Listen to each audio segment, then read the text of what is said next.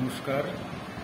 আজকের আমার আলোচ্য এনসিসির যে অ্যাডমিনিস্ট্রেটিভ স্কেলিটন অর্থাৎ এনসিসি বিভাগটা প্রশাসনিক যে দিক থেকে চালিত হয় তার সর্বোচ্চ যে স্থান, সেই সর্বোচ্চ স্থান মিনিস্ট্রি অফ ডিফেন্স অর্থাৎ এনসিসি হলো প্রতিরক্ষা মন্ত্রকের একটা initiative.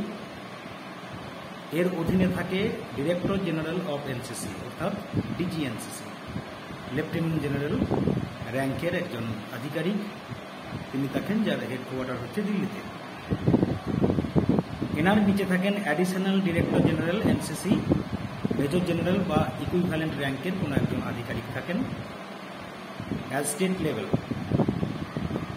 headquarters in the state capital or in a big city of the states. There are 17 directorates in NCC which are directed by this additional Director General of NCC.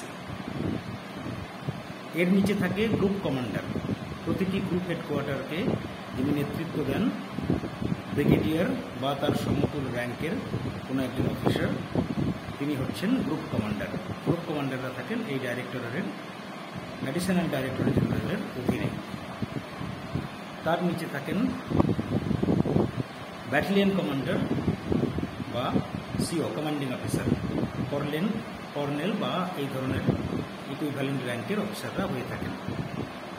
আর সবশেষে আছে company বা platoon commander, তারা associate NCC officer of the rank of lieutenant to lieutenant colonel, headquarters in different schools and colleges. অর্থাৎ বিভিন্ন school কলেজে এএনওসরা এই বিভাগটি সামলান।